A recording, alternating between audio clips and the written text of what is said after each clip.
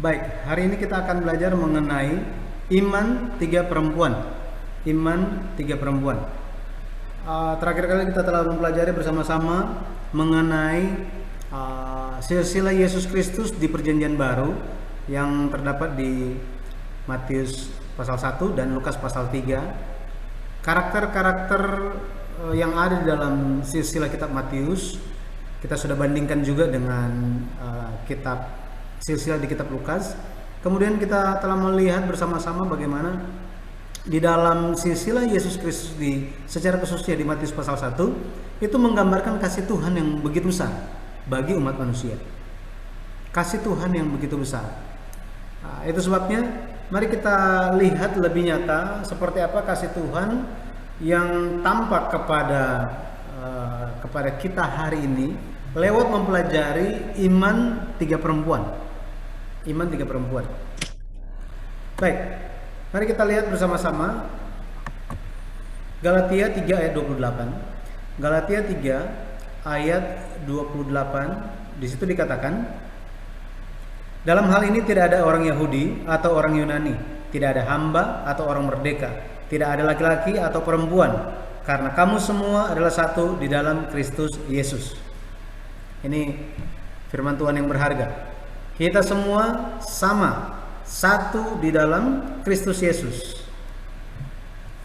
Bagi orang Yahudi, ibu-ibu orang Yahudi mengajarkan anak laki-lakinya untuk bersyukur setiap kali bangun pagi.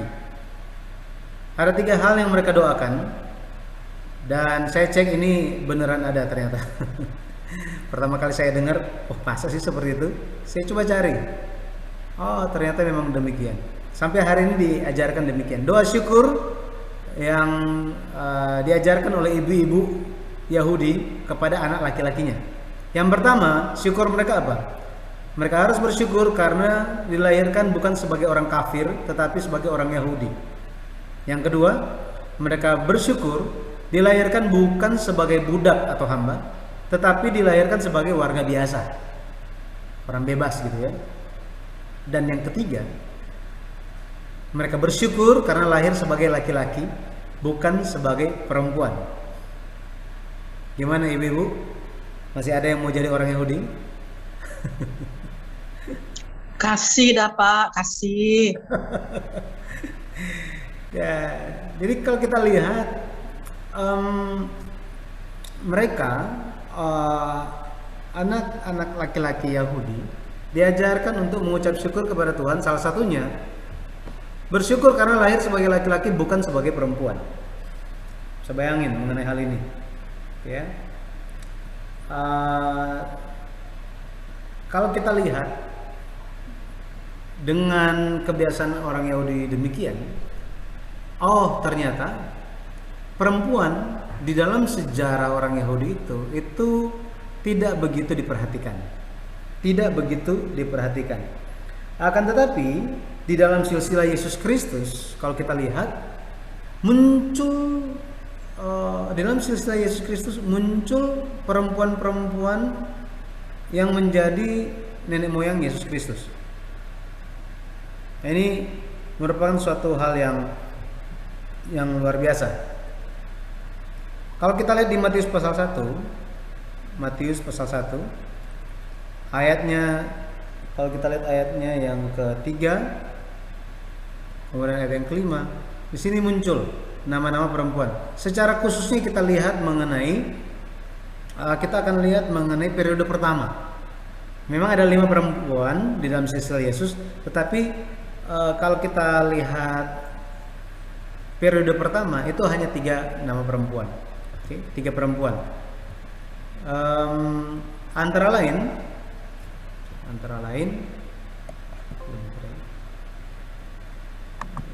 bentar saya.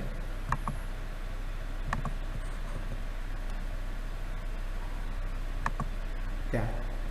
Antara lain Tamar, Rahab dan Rut. Tamar, Rahab dan Rut. Maka karena silsilah Yesus Kristus, Perjanjian Baru dimulai dengan silsilah Yesus Kristus, dan di dalam silsilah terdapat nama perempuan, lebih khususnya lagi perempuan-perempuan ini merupakan perempuan kafir. Kalau kita lihat Tamar ini, dia adalah perempuan Kanaan. Dia tinggal di Timna. Ini wilayah Filistin. Wilayah Filistin.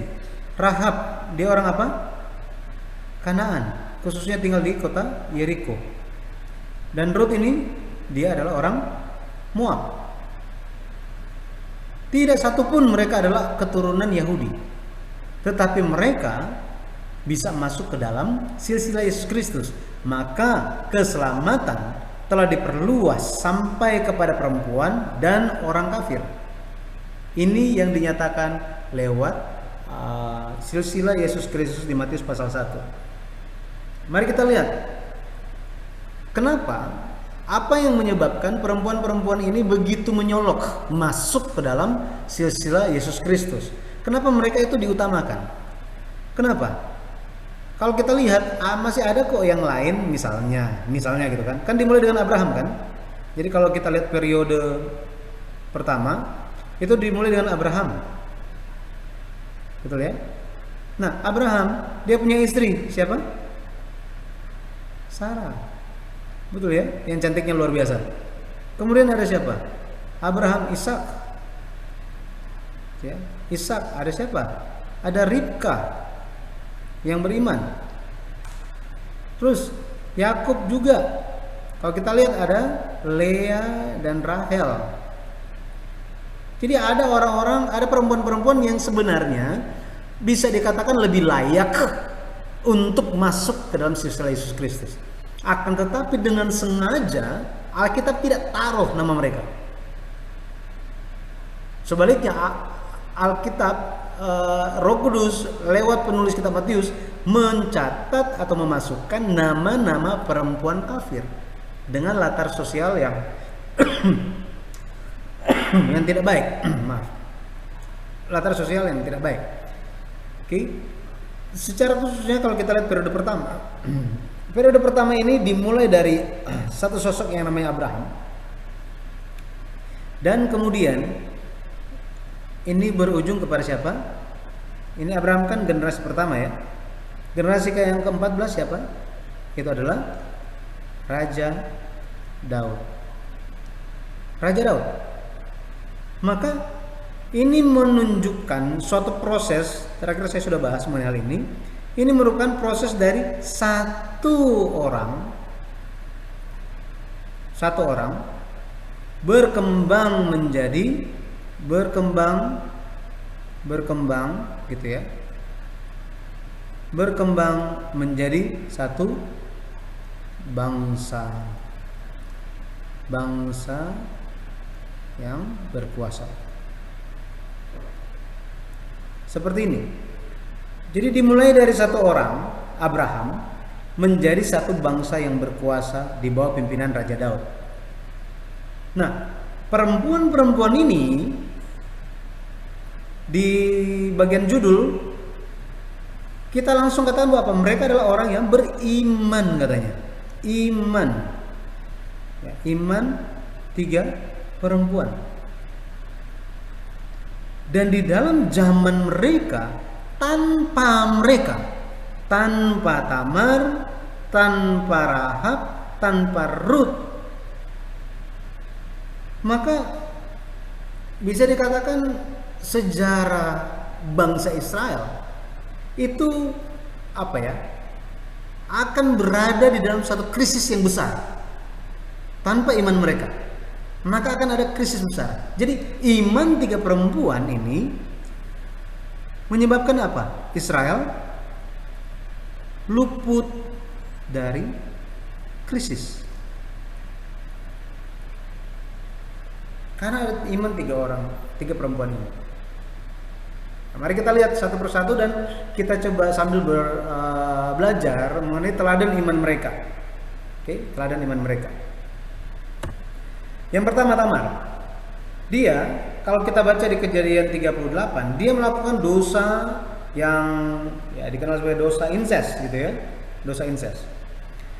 Kalau kita baca Kejadian 38 dimulai dengan Yehuda, kemudian bagaimana Yehuda ini dia menikah dengan perempuan Kanaan. Dan lewat perempuan Kanaan ini dia mendapatkan anak, 3 anak. Itu adalah Er, Onan, dan Shelah. Er ini kalau kita lihat dia menikah dengan Tamar. Jadi dia menikah dengan Tamar. Akan tetapi Er ini jahat di mata Tuhan sehingga dia dibunuh Tuhan. Dikatakan dia dibunuh Tuhan. Coba kita lihat. Kita lihat sama-sama. Kejadian 38. Kejadian 38. Oke. Ayat 6 dikatakan, sesudah itu Yehuda mengambil bagi Er, anak sulungnya, seorang istri yang bernama Tamar. Ayat 7. Tetapi Er, anak sulung Yehuda itu adalah jahat di mata Tuhan, maka Tuhan membunuh dia. Bayangkan. Kitab Kejadian ditulis oleh Musa. Gitu ya. Kejadian, Keluaran, Imamat, Bilangan, Ulangan. Ketika Musa menulis mengenai peristiwa yang terjadi ribuan tahun sebelum dia, ya sekitar, bukan ribuan gitu ya, sekitar hampir 1000 lah, gitu ya, atau nggak 1000, maaf, sekitar kalau tahun 1446, ya sekitar 400-an tahun. 400-an tahun sebelum dia bicara mengenai Yehuda, apa yang terjadi. Dikatakan bahwa anak Yehuda, anak sulung Yehuda itu jahat di mata Tuhan dan Tuhan membunuh dia. Dengan sengaja ditulis seperti ini. Bayangkan, Musa bukannya mengada-ada dia tulis, tetapi Tuhan kasih tahu dia apa yang harus ditulis. Jadi dia jahat di mata Tuhan, pada akhirnya dia dibunuh oleh Tuhan. Peraturan atau kebiasaan zaman itu adalah jika kakak mati, adiknya, anak kedua, ya, adiknya ini harus mengambil janda kakaknya untuk melanjutkan garis keturunan kakaknya. Kenapa? Karena dulu kan kelanjutan garis keturunan iman itu atau garis keturunan keluarga itu berdasarkan anak sulung. Tetapi kalau anak sulungnya udah nggak ada, anak berikutnya yang melanjutkan. Akan tetapi dilihat secara tatanan sosial masyarakat, akan dilihat bahwa anak yang nanti dilahirkan oleh Onan dan Tamar ini akan dilihat sebagai apa? Anak dari Er, gitu. Istilahnya kalau sekarang pakai marganya dia gitu. Nah, terus apa yang terjadi? Kalau kita lihat, kalau kita kembali ayat 8 dikatakan begini. Kejadian 38 ayat 8. Lalu berkatalah Yehuda kepada Onan, hampirilah istri kakakmu itu, kawinlah dengan dia sebagai ganti kakakmu, dan bangkitkanlah keturunan bagi kakakmu. Ini nih, bagi kakakmu. Jadi tegas dan sangat jelas. Onan menyadari bahwa dia ada tugas untuk mengambil istri kakaknya. Di dalam pikirannya apa? Ayat 9. Onan tahu bahwa bukan ia yang akan mempunyai keturunannya nanti. Jadi dia tahu bahwa nanti kalau dia dapat anak dengan istri kakaknya, ini bukan milik Onan, tetapi akan menjadi milik kakaknya. Akan dari sini istilahnya gitu ya, kalau kita coba memahami ini nanti akan namanya siapa gitu, terus nanti ini bin R gitu. Jadi siapa gitu kan, misalnya dapat anak misalnya A, bin atau anak dari R, harusnya kan Onan kan, tetapi nggak akan ditulis seperti itu. Makanya Onan setiap kali dia tidur dengan Tamar, dia tidak memberikan benihnya kepada istri kakaknya ini. Dia dengan sengaja dia tidak mau, dia membiarkan benih itu mati. Sehingga apa? Di hadapan Tuhan tindakan ini merupakan tindakan yang tidak mau melanjutkan garis keturunan perjanjian. Garis keturunan perjanjian. Ini di hadapan Tuhan, ini nih. Tuhan lihatnya seperti ini. Onan melihatnya sebagai apa? Ya biasa aja gitu. Akan tetapi tindakannya dia adalah jahat di mata Tuhan. Ahli teologi mencatat begini, kata jahat yang digunakan oleh ya, juga jahat kan. Kemudian Onan juga itu melakukan hal yang jahat. Hal yang jahat ini. Coba kita lihat ya. Kita lihat ayatnya yang ke-10. Tetapi yang dilakukannya itu adalah jahat di mata Tuhan, maka Tuhan membunuh dia juga. Jadi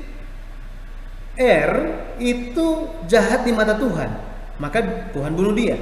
Onan juga melakukan hal yang jahat di mata Tuhan, maka Tuhan membunuh dia juga. Dari ayat yang ke-7 dan ayat yang ke-10 ini, ahli teologi berpendapat bahwa dan Onan ini melakukan kejahatan yang sama. Jadi kejahatan yang sama, yaitu secara seksual. Secara khususnya apa? Tidak mau melanjutkan garis keturunan perjanjian. Ini pandangan dari ahli-ahli teologi. Mereka berpendapat seperti ini. Kenapa? Karena mereka melakukan hal yang jahat, sama-sama jahat, terus Tuhan bunuh. Tentu perlu alasan yang jelas kenapa Tuhan bunuh mereka kan. Nah, ini bukan gara-gara Tamar ini mereka nggak suka, bukan. Hal ini terjadi. Kalau kita lihat pada akhirnya Onan ini pun dibunuh oleh Tuhan. Mati, Onan juga mati. Seharusnya siapa yang harus melanjutkan garis keturunan? Itu adalah Shelah seharusnya. Betul ya? Akan tetapi menurut Yehuda, penyebab kemalangan terjadi, mati, Onan mati, itu bukan gara-gara kebetulan, melainkan gara-gara siapa? Gara-gara Tamar. Ini pikiran Yehuda. Makanya ayat 11 itu bilang apa? Ayat 11. Lalu berkatalah Yehuda kepada Tamar menantunya itu, tinggallah sebagai janda di rumah ayahmu sampai anakku Shelah itu besar. Sampai sini aja kan dia bilang kan, Tamar, kamu pulang dulu ke rumah papa kamu ya. Ya, tunggu nanti kalau Shelah itu sudah besar, nanti saya akan kasih kepada kamu. Apakah mulut Yehuda dan hati Yehuda sama? Enggak. Di dalam hatinya apa? Kalau saya kasih Shelah itu kepada Tamar, nanti dia bisa juga mati kayak kedua kakaknya.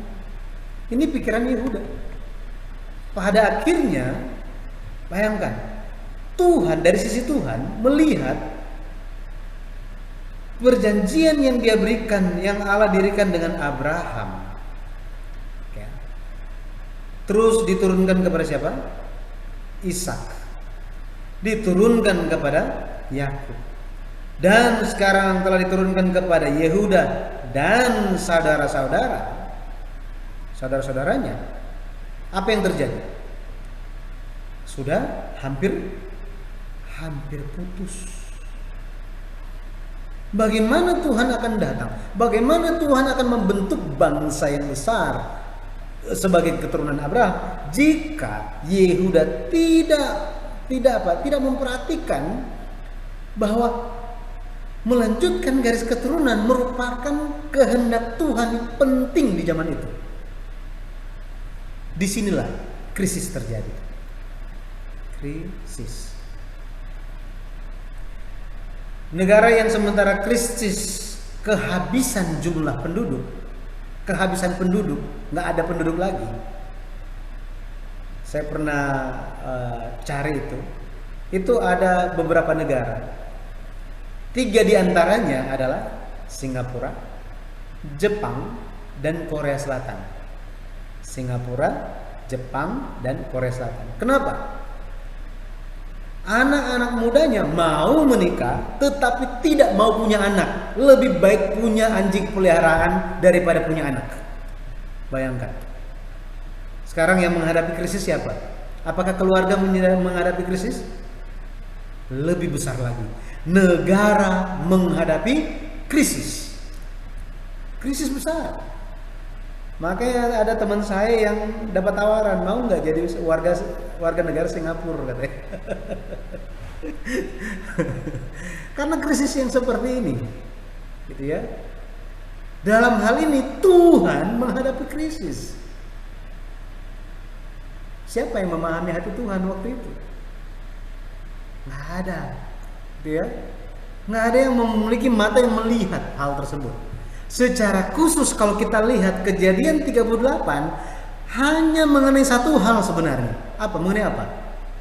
Ini nih, mengenai ini. Tidak mau melanjutkan garis keturunan perjanjian.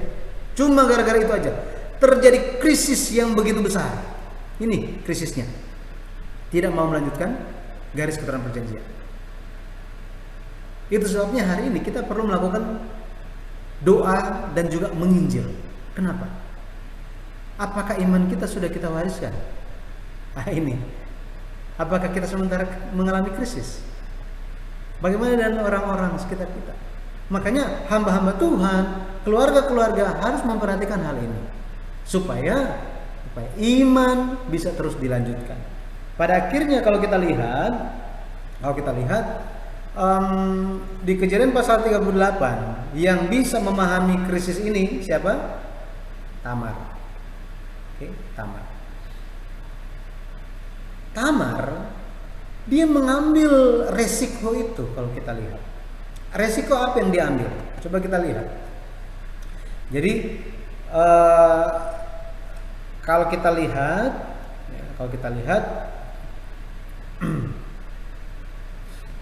lihat di ayat yang ke-14, Kejadian 38 ayat yang ke-14 dikatakan, maka ditanggalkannya lah pakaian kejandaannya, ia bertelekung dan berselubung, lalu pergi duduk di pintu masuk ke Enaim yang di jalan ke Timnah.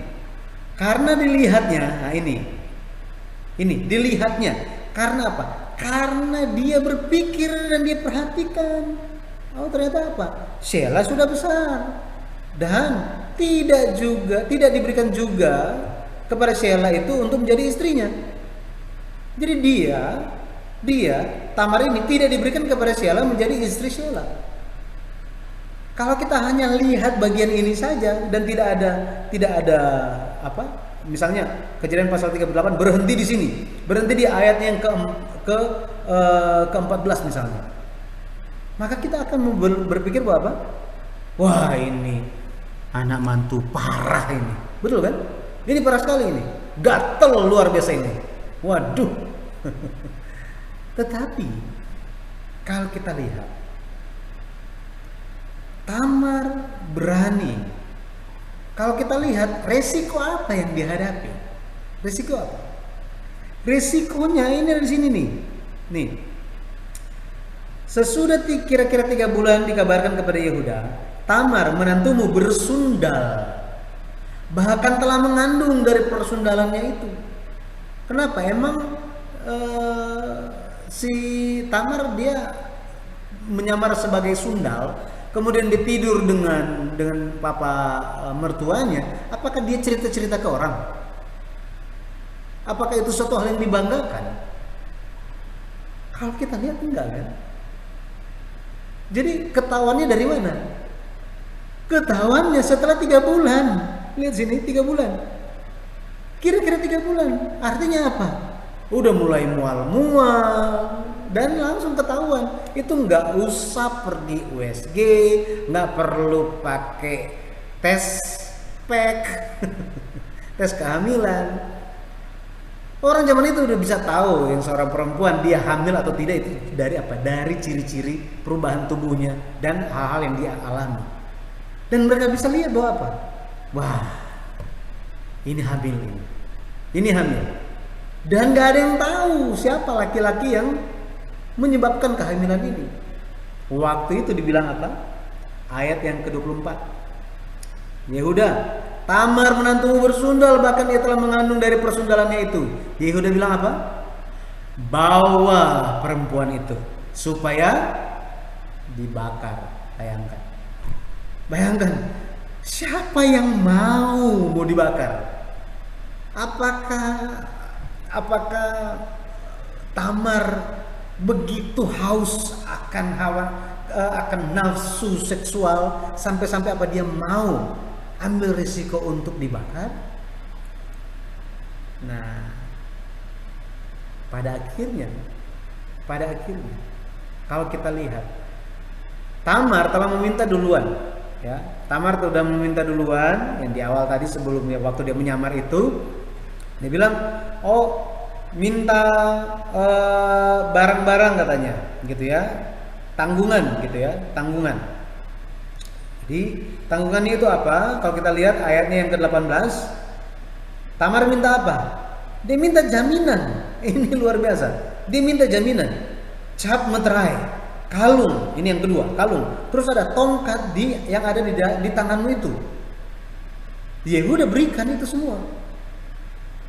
Nah, ketika mereka menjemput Tamar untuk dibakar, perempuan itu, ayat 25, perempuan itu menyuruh orang kepada mertuanya dan mengatakan, "Dari laki-laki yang mempunyai barang-barang inilah aku mengandung. Coba periksa, siapa yang punya cap meterai, kalung, dan tongkat ini." Ada 3 barang. Pada waktu Yehuda periksa, pengakuan Yehuda gimana? Pengakuan Yehuda, dia bilang, "Bukan aku, tetapi perempuan itulah yang benar." Nah, lihat sini. "Karena memang aku tidak memberikan dia kepada Shelah anakku." Dan ia tidak bersetubuh lagi dengan perempuan itu. Ini Yehuda. Yehuda sadar bahwa apa? Bahwa Yehuda ini telah menyebabkan krisis putusnya garis keturunan perjanjian. Kenapa? Karena Yehuda tahu persis. Mereka itu adalah orang bersunat. Arti orang bersunat ini apa sih? Ini adalah umat Tuhan, pencipta. Bayangkan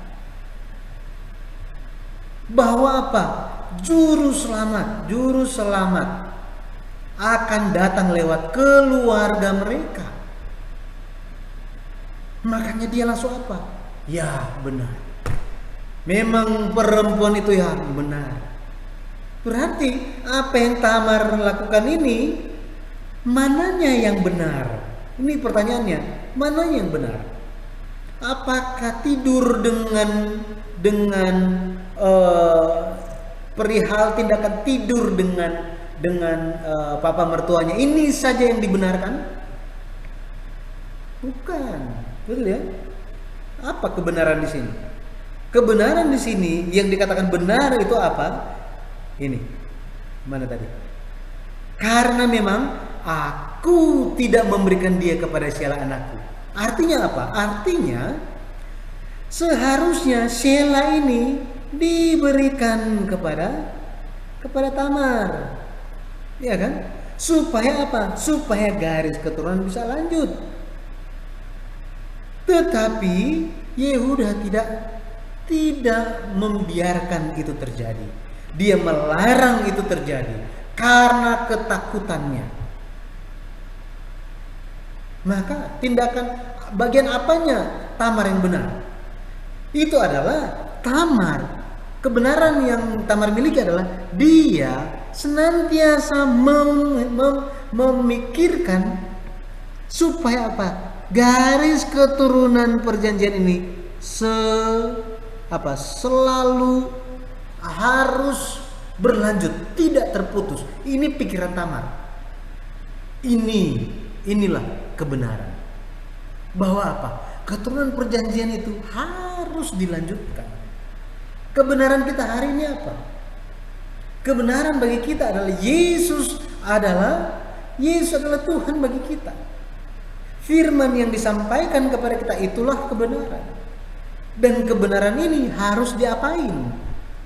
Harus dilanjutkan kepada keluarga kita, kepada orang-orang sekitar kita. Tidak boleh terputus. Kenapa? Karena Tuhan akan datang kembali. Dan Tuhan datang kembali bagi siapa? Tuhan Yesus akan datang kembali bagi mereka yang menantikan Dia. Misalnya keturunan kita nggak ada yang menerima iman. Pada akhirnya mereka meninggalkan iman. Tuhan akan bertemu dengan siapa? Tuhan akan bertemu dengan siapa? Apakah ada orang yang menantikan Tuhan? Nggak ada. Itu sebabnya kita harus apa? Harus memperhatikan hal ini. Tamar mempertaruhkan hidupnya untuk garis keturunan perjanjian bisa berlanjut seperti ini. Oke? Dikatakan begini. Ini pengakuan tua-tua di pintu gerbang. Oke? Tua-tua di pintu gerbang. Tua-tua ini menunjuk kepada orang-orang yang terhormat dari Bethlehem. Ya, ini kalau kita lihat kitab Rut ini. Jadi ketika Boaz menikah dengan Rut, ada pengakuan yang diberikan. Salah satu pengakuan mereka itu apa? Kalau kita lihat di ayat yang ke-11 dikatakan, Tuhan kiranya membuat perempuan yang akan masuk ke rumahmu itu sama seperti Rahel dan Lea, yang keduanya telah membangunkan umat Israel. Wow, berarti apa? Ini pujian kan terhadap Rut. Rut itu biarlah sama seperti apa? Rahel dan Lea katanya. Nah, tetapi ayat yang ke-12 bilang apa? Keturunanmu kiranya menjadi seperti keturunan Peres yang dilahirkan Tamar bagi Yehuda. Nah, muncul nama Tamar sini ya. Ini merupakan bentuk penghormatan orang Yahudi bagi sosok Tamar yang melanjutkan garis keturunan. Mereka tahu ceritanya. Ya. Kemudian waktu berlalu ada Salmon. Ya, Salmon ini kalau kita lihat dia menikah dengan Rahab. Dan Rahab ini kalau kita lihat di Yosua pasal 2, dia merupakan seorang pelacur. Ini, pelacur di kota Yeriko. Pelacur, ya. Ini pelacur atau perempuan sundal. Merupakan pekerjaan mendapat uang lewat menjual tubuh.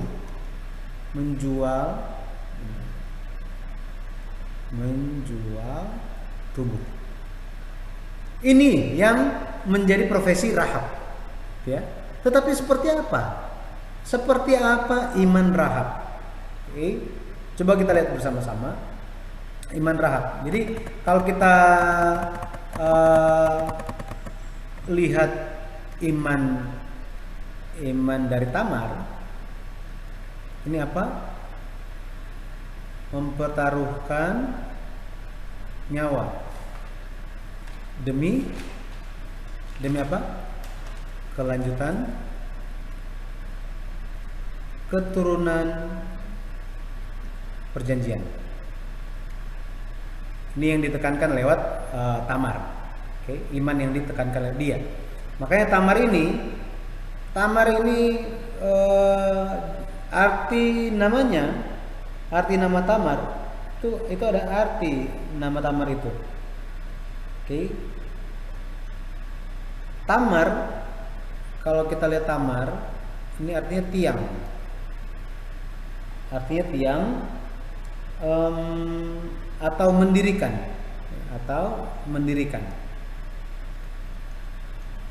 Kita bisa tahu bahwa lewat iman Tamar,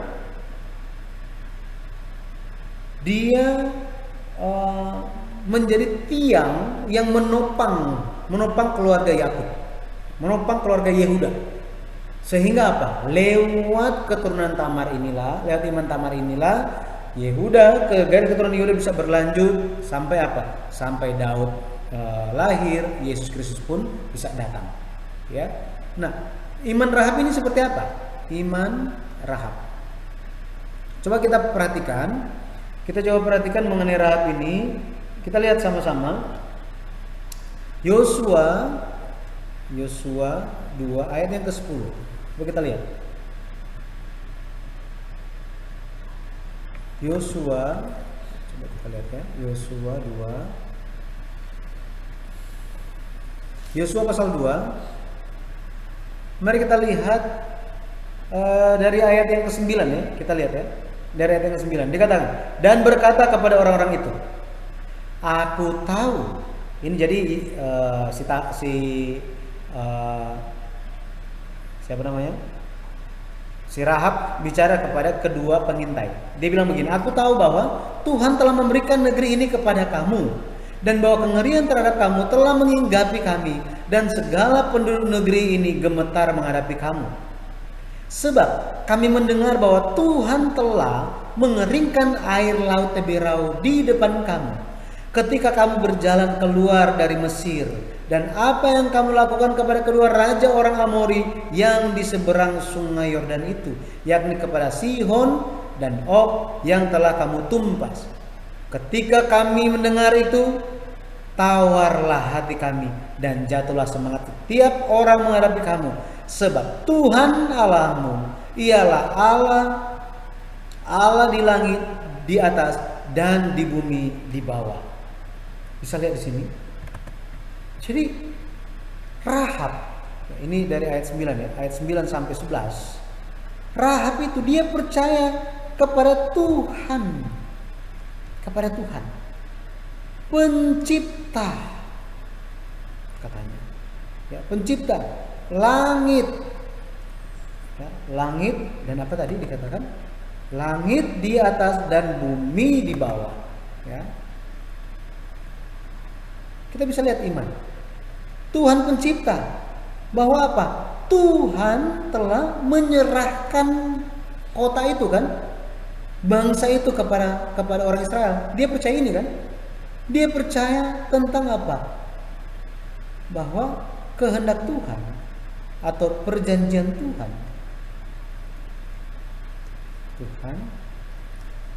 pada bangsa Israel pasti digenapi. Satu lagi,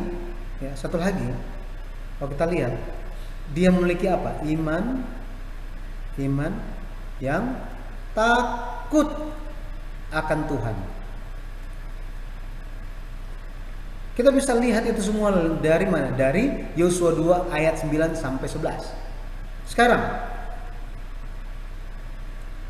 Tuhan, bayangkan, apakah Rahab ini pernah ada satu orang yang percaya, apakah pernah ada sebelum peristiwa Yosua pasal 2 ini, pernahkah terjadi sesuatu hal sehingga ada orang yang datang dan sampaikan kepada Rahab siapa Tuhan itu dan dia Bible study dulu gitu? Ada seperti itu? Enggak. Betul ya? Nggak ada proses ini. Tetapi dia bisa mendengar semua kabar tersebut. Apa saja yang dia dengar? Dikatakan bahwa Tuhan mengeringkan laut merah. Ini yang dia dengar. Kemudian apa? Telah Tuhan mengalahkan dua raja terkuat dua raja terkuat. Dia dengar mengenai hal ini. Kenapa dia dengar hal ini? Ya karena dia kan seorang pelacur. Orang-orang yang datang kepada dia akan cerita apa yang kalau dengar di film-film gitu kan, gitu ya. Ada yang datang terus ya kadang-kadang curhat gitu ya, dia nggak bisa curhat ke tempat yang lain, akhirnya dia pergi ke pelacur. Misalnya kalau ada film-film yang seperti itu gitu kan, pelacur terus apa? Dia cerita apa di dalam hati dia, di dalam pikiran dia cerita apapun sambil minum-minum. Akhirnya ketahuan semuanya kan apa yang terjadi. Nah, Rahab dia mendengar semua hal tersebut. Pada akhirnya di dalam dia terbentuklah suatu iman. Nah, ini terbentuk apa? Suatu iman. Dia percaya kepada Tuhan. Coba kita sekali lagi kita lihat gitu ya. Jadi Rahab ini dia memiliki iman, dia percaya pada Tuhan. Tuhan Allah Israel. Kemudian apa? Dia memiliki dia percaya ya janji Tuhan digenapi. Karena dia percaya bahwa apa? Dia percaya bahwa penaklukan tanah Kanaan itu akan terjadi. Ini yang dia percaya. Dan apa?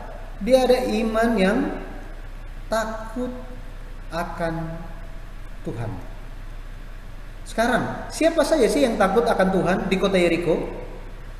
Kalau kita lihat, semua orang Yeriko takut, betul kan? Semua takut. Ya, mereka takut semuanya. Tetapi ada dua macam respon dari ketakutan ini. Kalau kita lihat responnya dia apa? Takut dan melawan. Respon yang kedua ada takut dan taat, menyerah. Ya kan? Takut pada Tuhan semuanya. Dalam hal ini kepada bangsa Israel. Ini semua orang Yeriko lebih banyak ini ya, lakukan ini. Tetapi yang takut akan Tuhan ya, ini sebagian besar orang Yeriko. Akan tetapi yang takut apa? Dia taat, menyerah. Terus ada rasa apa? Ada rasa hormat. Itu adalah siapa? Rahab dan seisi rumahnya. Dalam kata lain apa? Keluarga. Betul kan? Keluarganya. Nah, Pendeta Abraham Park berbicara mengenai takut akan Tuhan. Jadi takut akan Tuhan ini artinya apa? Artinya memiliki iman yang besar, ketaatan yang besar, dan apa? Sukacita yang besar. Pendeta Abraham Park, penulis seri sejarah pemusuhan, dia mendefinisikan takut akan Tuhan itu sebagai iman yang besar, ketaatan yang besar, dan sukacita yang besar. Ketiga hal ini dimiliki oleh seorang Rahab. Bahkan apa? Seisi keluarganya. Makanya mereka menerima keselamatan. Dan iman Rahab ini menjadi teladan bahwa iman disertai dengan perbuatan, bukan cuma bicara katanya. Ya, perbuatan. Inilah iman yang hidup. Bayangkan, Rahab, dia bukan hanya memiliki iman, dia bukan hanya percaya, dia bukan hanya apa? Hanya oh ya janji Tuhan pasti digenapi. Tetapi karena dia ada iman takut akan Tuhan, berbeda dari orang yang sebagian besar orang Yeriko yang melawan, takut maka mereka mau melawan. Dia itu menyerah dengan penuh rasa hormat. Dia memiliki iman yang besar, dia taat. Pada akhirnya dia memiliki sukacita akan hal itu. Betul kan? Kalau kita baca di kitab Yakobus pasal 2, kemudian Ibrani pasal 11 ditulis mengenai iman dan perbuatan dari Rahab. Ini sungguh luar biasa mengenai Rahab. Nah, hari ini pun kita sudah menjadi orang yang percaya kepada Tuhan. Kita percaya bahwa janji Tuhan itu digenapi. Tetapi apakah kita takut akan Tuhan? takut akan Tuhan dan melawan, atau takut akan Tuhan dan menyerah dengan penuh rasa hormat. Maka perlu ini, perlu memahami hal ini. Iman yang besar, kemudian ketaatan yang besar, sukacita yang besar. Saya berdoa kita semua memiliki hal ini. Amin. Nah, yang terakhir kita akan lihat mengenai Rut perempuan Moab. Mengenai Rut perempuan Moab. Secara keseluruhan ini kita bisa lihat, ya. Kita bisa lihat mengenai Rut itu ada di seluruh kitab Rut. Tadi saya lupa. Rahab, arti namanya itu adalah luas atau lebar.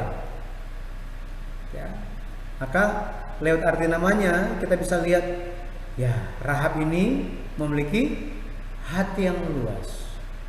Hati yang luas, hati yang lebar, dan mengizinkan supaya apa? Supaya iman kepada Tuhan itu ada di dalam diri dia. Rasul Paulus berbicara mengenai hal ini secara khususnya, ya. Rasul Paulus berbicara kepada orang di Korintus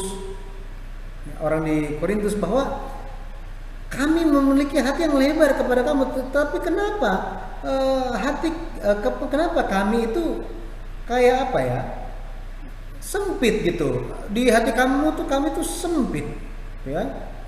Coba kita lihat sama-sama 2 Korintus 6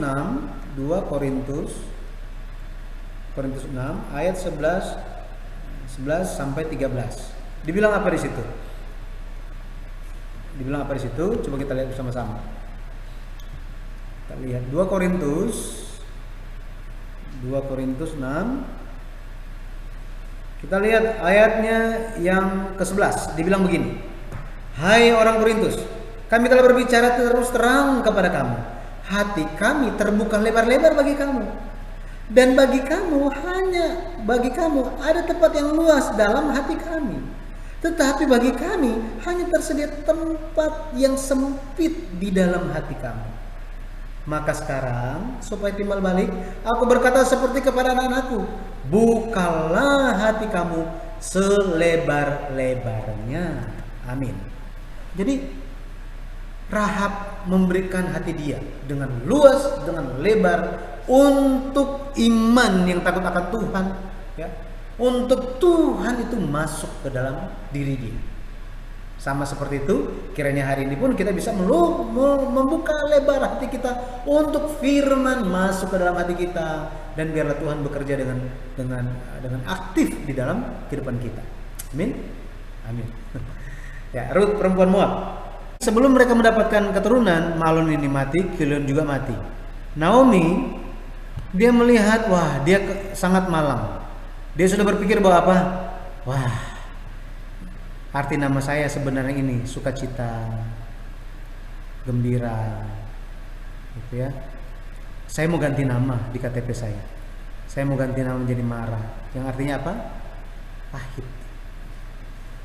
Ya, pahit, menderita. Ini aja saya mau ganti nama, ya. Maka dia berpikir bahwa begini, ya masa depan sudah nggak ada. Dia bicara kepada kedua anak menantu perempuannya, udah kalian pulang aja ke rumah orang tua kalian. Saya nggak ada anak lagi. Oh, kami mau ikut kamu yang mau ikut mami gitu ya. Tapi mamanya bilang apa? Naomi bilang, kalau kalian mau ikut saya, terus mau melanjutkan keturunan, masa kalian mesti tunggu saya melahirkan dulu? Ini. Mana mungkin kamu akan tunggu saya melahirkan dulu, dapat anak laki-laki, kemudian apa? Saya berikan kepada kalian dan bisa melanjutkan keturunan. Nggak usah. Kamu apa? Pulang aja. Ya. Nanti yang saya bicara itu bisa lihat di Rut pasal 1. Rut pasal 1 ayatnya yang ke-12 dan 13, ya. Jadi akan lebih pahit katanya.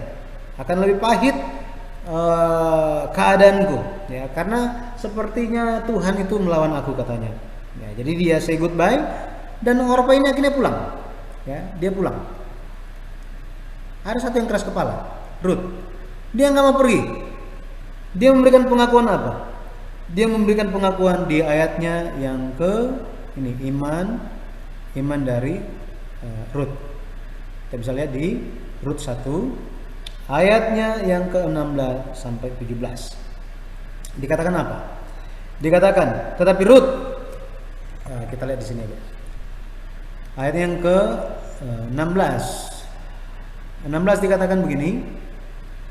Tetapi kata Rut, janganlah desak aku meninggalkan engkau dan pulang dengan tidak mengikuti engkau. Sebab kemana engkau pergi, ke situ jugalah aku pergi. Di mana engkau bermalam, di situ jugalah aku bermalam. Bangsa mula bangsaku dan Allah mula Allahku. Di mana engkau mati, aku pun mati di sana. Dan di sanalah aku dikuburkan. Beginilah Tuhan menghukum aku, bahkan lebih lagi daripada itu, jikalau sesuatu apapun memisahkan aku dari engkau selain daripada maut. Wah, gimana ibu-ibu? Doa harapan kita untuk mantu perempuan udah mulai berubah. Ini ada tips di sini nih. Tuhan tolonglah ya dapat mantu perempuan yang seperti Rut, gitu ya. Yang mengasihi sampai-sampai apa? Mengasihi sampai-sampai dikatakan bangsa Naomi, ya, Israel ini adalah bangsanya sendiri, bangsa Rut sendiri. Kemudian apa? Allah Israel adalah Allah saya, Allahku, ya kan? Terus apa? Tidak mau terpisah selain maut. Bayangkan, ini luar biasa, ya? Kenapa demikian? Ya, kalau kita lihat Rut bukan hanya menjadi suami saja, kemudian apa? Ya diam-diam aja, nggak mau tahu mengenai siapa suaminya, dari mana suaminya, terus apa yang telah dialami oleh suaminya dan keluarga. Rut tidak seperti itu. Tetapi Rut dia mengetahui sejarah Israel. Ya. Jadi Rut kalau kita lihat, ya, sebentar. Jadi kalau kita lihat Rut, dia mengetahui sejarah bangsa Israel. Dia mengetahui sejarah umat Tuhan. Bayangkan, dia bangsa Moab, perempuan Moab. Buat apa dia mau cari tahu mengenai bangsa yang lain? Tetapi dia mau tahu mengenai sejarah umat Tuhan seperti apa. Karena dengan demikian dia pun ingin menjadi bagian dari umat Tuhan. Dengan kata lain, ingin menjadi bagian di dalam perjanjian Tuhan. Makanya dia ingin percaya Tuhan sebagai Allah dia, ya, sebagai Allah dia, Allahnya. Dengan kata lain, kalau kita lihat mengenai Rut ini, dia orang luar, tetapi Rut mau masuk ke dalam perjanjian Tuhan. Bayangkan, ingin masuk menjadi bagian di dalam perjanjian Tuhan. Dia ingin tahu mengenai perjanjian Tuhan itu seperti apa. Dia ingin menjadi salah satu bagian yang menggenapi perjanjian Tuhan. Ini makanya Tuhan melihat hal ini. Nggak hanya berhenti di sini, meskipun ada kekecewaan terjadi, dia kecewa dan putus asa. Kenapa? Emang dia senang ketika suaminya meninggal? Enggak kan? Dia sangat-sangat sedih sebagai istri. Tetapi yang lebih sedih lagi adalah apa? Dia tidak mau kalau dia terpisah dari mama mertua, itu akan lebih sedih katanya. Ini akan apa? Jika dia terpisah, ini sama saja mati katanya. Ini nih.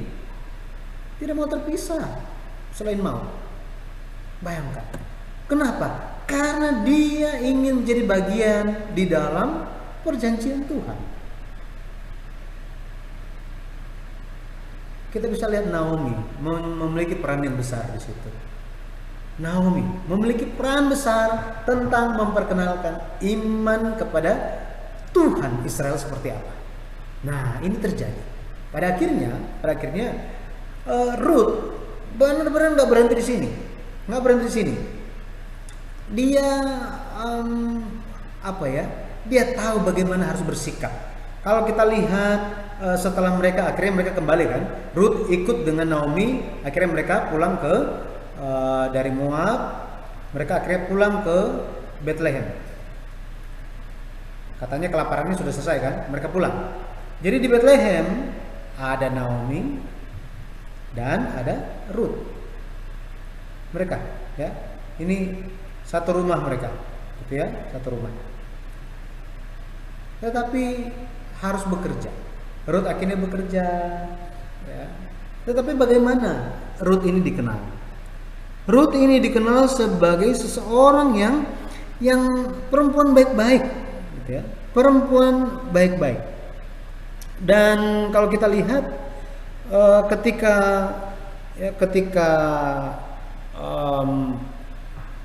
ketika Boas bertanya, ternyata Ruth ini, ya, Ruth kan dia bukan pemilik itu. Jadi dia berdiri paling belakang, dia memungut. Ingat, kalau misalnya ada peraturan di dalam umat Israel, di dalam hukum Taurat. Jadi kalau ada orang miskin, dia nggak boleh petik. Ini nggak boleh. Tetapi pungut boleh. Ini boleh. Jadi ketika ada gandum, gitu ya, ada gandum. Nah, para pekerja itu menyabit dan ambil kan. Nah, ada yang jatuh-jatuh di sini. Yang jatuh-jatuh inilah yang diambil oleh Ruth. Nah, sambil ambil seperti ini, semua pekerja ya lihat, oh oke. Ya itu kan mantunya si Ruth, si Naomi. Ya mereka kenal. Dan ada juga yang ngobrol-ngobrol, ya. Pada akhirnya apa yang pekerja-pekerja ini ceritakan kepada Boas, sang pemilik tanah itu. Ruth pasal 2 ayatnya yang 11 dan 12 dibilang apa? Dibilang begini.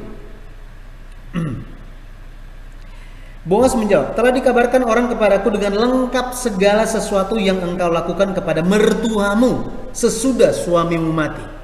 Nah, bisa lihat sini ya. Jadi apa yang dia lakukan terhadap mertuanya bahkan setelah suaminya mati. Dan bagaimana engkau meninggalkan ibu bapamu? Bagaimana engkau meninggalkan ibu bapamu? Coba kita lihat ya, sama-sama kita lihat aja. 2 ayat yang ke-11 dikatakan, ya. Dan bagaimana engkau meninggalkan ibu bapamu dan tanah kelahiranmu serta pergi kepada suatu bangsa yang dahulu tidak engkau kenal. Saya lihat di sini ya. Ini suatu hal yang luar biasa. Tuhan kiranya membalas perbuatanmu itu, dan kepadamu kiranya dikaruniakan upahmu sepenuhnya oleh Tuhan Allah Israel, yang di bawah sayapnya engkau datang berlindung. Wah, bisa lihat di sini. Jadi Boas melihat tindakan Ruth ini merupakan tindakan yang ingin bernaung atau berlindung di bawah sayap Tuhan ini. Jadi bukan tindakan yang sia-sia dan bukan cari muka, tetapi memang dia sungguh-sungguh ingin berlindung di bawah sayap Tuhan. Di bawah sayap Tuhan. Ini satu hal yang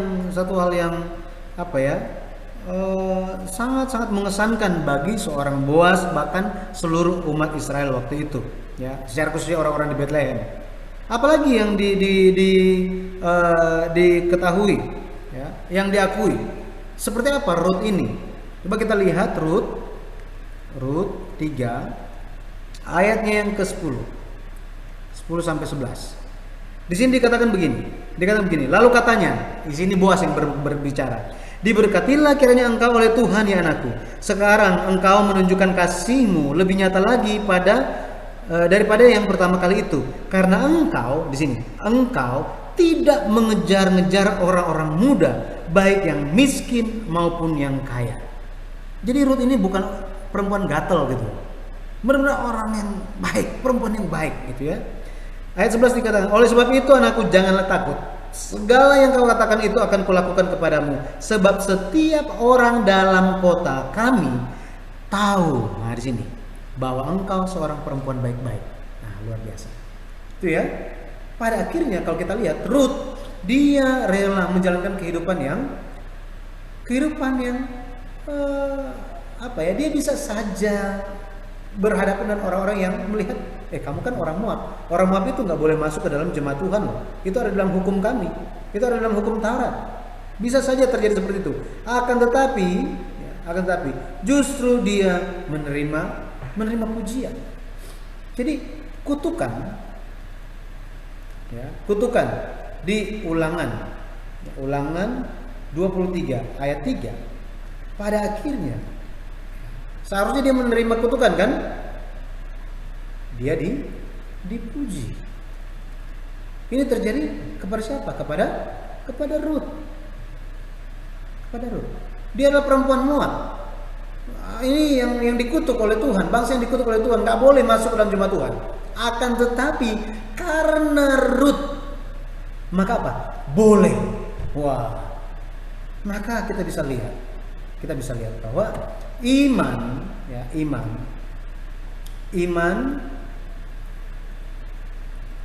itu berpengaruh besar. Ya, iman berpengaruh besar. Kesimpulannya, periode sosial Yesus Kristus di Matius pasal 1 ayat yang ke-17 dikatakan ada 3 periode. Kita telah belajar bahwa periode pertama ini merupakan periode penciptaan, betul ya, menggambarkan penciptaan bangsa Israel. Bangsa Israel. Manusia pernah diciptakan juga, betul ya. Kemudian kejatuhan Israel. Manusia pun juga pernah jatuh. Tetapi ada pemulihan. Ya, ada pemulihan. Dengan ujungnya siapa? Yesus Kristus. Gitu ya. Dimulai dari Abraham sampai kepada Raja Daud. Ya. Secara khususnya kita lagi memperhatikan ini. Bagian yang pertama ini. Nah, satu hal yang perlu kita ingat bahwa apa? Iman berpengaruh besar. Lewat iman 3 perempuan.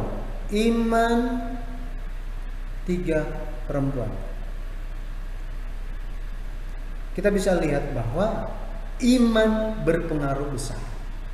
Berpengaruh besar terhadap apa? Terhadap satu, kelanjutan garis keturunan iman. Kemudian apa? Kalau kita lihat jalan keselamatan bagi bangsa non Yahudi. Ini terbuka. Lewat siapa? Lewat iman 3 perempuan ini.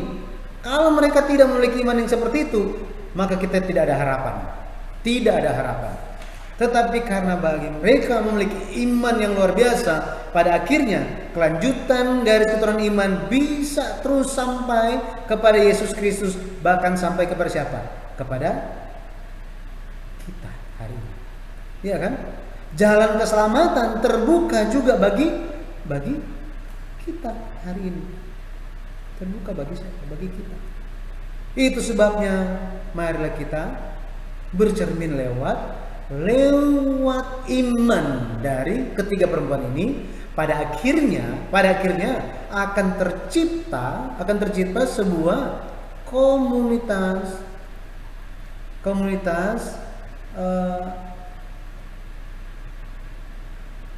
umat perjanjian di hari akhir. Ya, hari akhir. Kita baca sama-sama.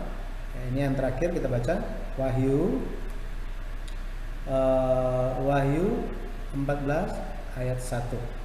Saya rekomendasikan untuk baca dan seterusnya, tetapi kita baca Wahyu 14 ayat 1 aja. Ya. Wahyu 14 ayat 1. Kita lihat. Wahyu 14 ayat 1. Kita baca. Dan aku melihat sesungguhnya anak domba berdiri di bukit Sion bersama-sama dengan dia 144.000 orang, dan di dahi mereka tertulis namanya dan nama Bapanya. Amin. Jadi pada akhirnya saya berdoa di dalam nama Tuhan Yesus Kristus, kiranya kita senantiasa menjadi anak-anak Tuhan yang mengingat betapa pentingnya kita di hadapan Tuhan, betapa pentingnya kita memiliki iman yang berkenan kepada Tuhan. Dalam nama Tuhan Yesus Kristus saya berdoa. Amin.